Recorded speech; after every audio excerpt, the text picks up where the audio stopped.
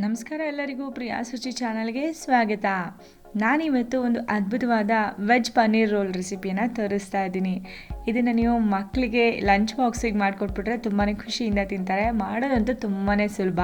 ಮನೆಯಲ್ಲಿ ಒಂದು 2-3 ಥರ ತರಕಾರಿಗಳಿದ್ಬಿಟ್ರೆ ಮತ್ತು ಸ್ವಲ್ಪ ಪನ್ನೀರ್ ಇದ್ಬಿಟ್ರೆ ಸಾಕು. ಈ ಪನ್ನೀರ್ ವೆಜ್ ರೋಲ್ನ ತುಂಬಾ ಈಸಿಯಾಗಿ ಕಡಿಮೆ ಸಮಯದಲ್ಲಿ ಮಾಡ್ಕೊಳ್ಬೋದು. ಬನ್ನಿ ಇದನ್ನು ಯಾವ ರೀತಿಯಾಗಿ ಮಾಡೋದಂತ ನೋಡ್ಕೊಳ್ಳೋಣ. ಮೊದಲಿಗೆ ಒಂದು ಕಡಾಯಿ ತೊಗೊಂಡಿದ್ದೀನಿ. ಅದಕ್ಕೆ ಒಂದು 2-3 ಚಮಚದಷ್ಟು ಎಣ್ಣೆ ಹಾಕ್ಕೊಳ್ಳೋಣ. 2 ಈರುಳ್ಳಿಯನ್ನು ಸ್ಲೈಸ್ ಮಾಡಿ ಹಾಕ್ಕೊಳ್ಬೇಕು. ಈರುಳ್ಳಿ ಜಾಸ್ತಿ ಹಾಕ್ಕೊಂಡಷ್ಟು ರುಚಿ ಚೆನ್ನಾಗಿರುತ್ತೆ. ಹಾಗಾಗಿ ಈರುಳ್ಳಿಯನ್ನು ಮೊದಲಿಗೆ ಫ್ರೈ ಮಾಡ್ಕೊಳ್ಳೋಣ 1-2 ನಿಮಿಷಗಳ ಕಾಲ. ಫ್ರೈ ಮಾಡ್ತಾನೆ ಇದಕ್ಕೆ ನಾನು ಶುಂಠಿ ಬೆಳ್ಳುಳ್ಳಿ ಪೇಸ್ಟ್ನ ಹಾಕ್ಕೊಳ್ತೀನಿ. ಒಂದು ಅರ್ಧ ಚಮಚ ಹಾಕ್ಕೊಳ್ಳೋಣ ಸಾಕು. ಅದರ ಹಸಿ ವಾಸನೆ ಕೂಡ ಹೋಗೋವರೆಗೂ ಚೆನ್ನಾಗಿ ಫ್ರೈ ಮಾಡ್ಕೊಳ್ಳೋಣ. ಈಗ ಸ್ವಲ್ಪ ಫ್ರೈ ಮಾಡಿದ ನಂತರ ಒಂದೊಂದೇ ತರಕಾರಿ ಹಾಕ್ಕೊತೀನಿ. ಕ್ಯಾಪ್ಸಿಕಮ್ ಒಂದು ದೊಡ್ಡದು ಸ್ಲೈಸ್ ಮಾಡ್ಕೊಂಡಿದ್ದೀನಿ.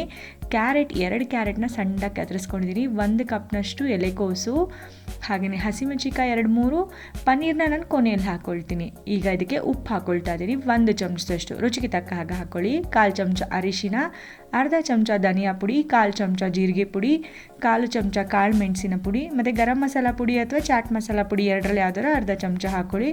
1 ಚಮಚದಷ್ಟು ಅಚ್ಚ ಖಾರದ ಪುಡಿಯನ್ನು ಕೂಡ ಹಾಕ್ಕೊಳ್ಳಿ. ಎಲ್ಲವನ್ನು ಹಾಕಿ ಚೆನ್ನಾಗಿ ಮಿಕ್ಸ್ ಮಾಡ್ಕೊಳ್ಳೋಣ. ಮಿಕ್ಸ್ ಮಾಡಿದ ನಂತರ ಇದನ್ನು ಲಿಡ್ನ ಕ್ಲೋಸ್ ಮಾಡಿಬಿಟ್ಟು ನಾವು ಒಂದು 10 ನಿಮಿಷಗಳ ಕಾಲ ಬೇಯಿಸ್ಕೊಳ್ಳೋಣ. ಆ ತರಕಾರಿಗಳೇ ನೀರು ಬಿಡುತ್ತೆ, ಹಾಗಾಗಿ ಸಣ್ಣ ಉರಿಯಲ್ಲೇ ಬೇಯಿಸ್ಕೊಳ್ಳಿ. ಈಗ ತರಕಾರಿ ಎಲ್ಲ ಚೆನ್ನಾಗಿ ಬೆಂದಿದೆ. ತುಂಬ ಜಾಸ್ತಿ ಬೇಯಿಸ್ಕೊಳ್ಳೋದು ಬೇಡ, ಸ್ವಲ್ಪ ಕ್ರಂಚಿಯಾಗಿಯೇ ಇರಲಿ. ವೆಜ್ ರೋಲಲ್ಲಿ ತುಂಬ ಚೆನ್ನಾಗಿ ಅನಿಸುತ್ತೆ ಆವಾಗ.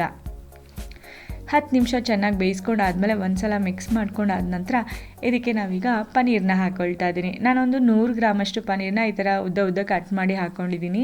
ಸ್ವಲ್ಪ ಕೊತ್ತಂಬರಿ ಸೊಪ್ಪು ಕೂಡ ಬೇಕಿದ್ರೆ ಹಾಕ್ಕೊಳ್ಳಿ. ಈಗ ಎಲ್ಲವನ್ನು ಚೆನ್ನಾಗಿ ಮಿಕ್ಸ್ ಮಾಡ್ಕೊಳ್ಳೋಣ.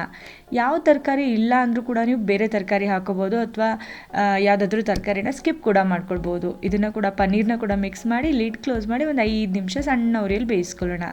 ಈಗ ಪನ್ನೀರ್ ವೆಜ್ ರೋಲ್ನ ಸ್ಟಫಿಂಗ್ ತಯಾರಾಗಿದೆ. ಇದನ್ನು ಹಾಗೆಯೇ ತೆಗೆದಿಟ್ಕೊಳ್ತೀನಿ. ಗ್ಯಾಸ್ ಫ್ಲೇಮ್ ಕೂಡ ಆಫ್ ಮಾಡಿದ್ದೀನಿ.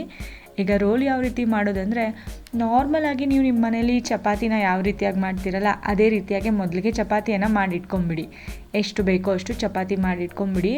ಮಾಡ್ಕೊಂಡ ನಂತರ ಚಪಾತಿ ಮೇಲೆ ಯಾವ ರೀತಿಯಾಗಿ ರೋಲ್ ಹಾಕ್ಕೊಂಡು ಯಾವ ರೀತಿ ರೋಲ್ ಮಾಡ್ಕೊಳ್ಳೋದು ಅಂತ ಕೂಡ ತೋರಿಸ್ತೀನಿ ನೋಡಿ. ಸ್ವಲ್ಪ ಚಪಾತಿ ತಣ್ಣಗಾದ ನಂತರ ಇದರಲ್ಲಿ ನೀವು ಯಾವುದಾದ್ರೂ ಮಯೋನೀಸ್ನ ಹಾಕ್ಕೊಳ್ಳಿ. ಯಾವುದಾದ್ರೂ ಫ್ಲೇವರ್ದಾದರೂ ನಡೆಯುತ್ತೆ. ನೀವು ಡಯಟ್ ಮಾಡ್ತಾಯಿದ್ರೆ ಮಯೋನೀಸ್ನ ನೀವು ಸ್ಕಿಪ್ ಕೂಡ ಮಾಡ್ಕೊಳ್ಬೋದು. ಬೇಕಾದರೆ ಗಟ್ಟಿಯಾಗಿರೋಂಥ ಮೊಸರು ಕೂಡ ಹಚ್ಕೊಳ್ಬೋದು, ಅದು ಕೂಡ ಚೆನ್ನಾಗಿರುತ್ತೆ, ಅಂದರೆ ಹಂಕರ್ಡ್ನ. ಈಗ ಸ್ಟಫಿಂಗ್ನ ಈ ರೀತಿಯಾಗಿ ಹಾಕ್ಕೊಳ್ಳಿ. ಮತ್ತು ಟೊಮ್ಯಾಟೊ ಕೆಚಪ್ ಕೂಡ ಆಪ್ಷನಲ್, ನೀವು ಡಯಟ್ ಮಾಡ್ತಿದ್ರೆ ಹಾಕ್ಕೊಳ್ಬೇಡಿ, ನಿಮಗೆ ಇಷ್ಟ ಅಂದರೆ ಮಾತ್ರ ಹಾಕ್ಕೊಳ್ಳಿ. ನೋಡಿ ಈ ರೀತಿಯಾಗಿ ರೋಲ್ ಮಾಡ್ಕೊಳ್ಬೇಕು. ರೋಲ್ ಮಾಡಿದ ನಂತರ ಈ ರೋಲ್ ಹಾಗೇ ಇರಬೇಕು ಅಂದರೆ ಒಂದು ಟೂತ್ ಪಿಕ್ನ ಈ ರೀತಿಯಾಗಿ ಸಿಗಿಸ್ಕೊಳ್ಳಿ. ತಿನ್ನುವಾಗ ತೆಗೆಯೋದನ್ನ ಮಾತ್ರ ಮರಿಬೇಡಿ. ಅದ್ಭುತವಾದಂಥ ಪನ್ನೀರ್ ವೆಜ್ ರೋಲ್ ತಯಾರಾಗಿದೆ. ನೋಡಿದ್ರಲ್ವ ಎಷ್ಟು ಸುಲಭವಾಗಿ ಮಾಡ್ಕೊಳ್ಬೋದು ಅಂತ.